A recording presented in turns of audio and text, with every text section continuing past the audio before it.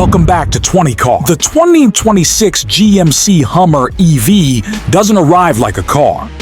It descends like a thundercloud made of steel, silence, and electricity. America's loudest icon has learned to whisper, and the result is more intimidating than ever. From the outside, the Hummer EV looks carved from a mountain rather than a symbol. Its slab-sided body, upright glasshouse, and illuminated grille create a digital age brute.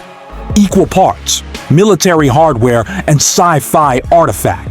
Massive wheels wrapped in aggressive all-terrain rubber fill the arches, while removable roof panels promise sky above and chaos below.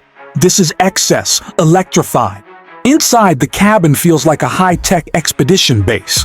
A wide digital instrument panel and oversized central touchscreen dominate the dash, loaded with off-road telemetry, real-time torque graphics, and customizable drive modes. Materials are tough, yet futuristic, blending rubberized surfaces with metallic accents. It's playful, bold, and unapologetically American. Beneath the armored skin lies staggering technology.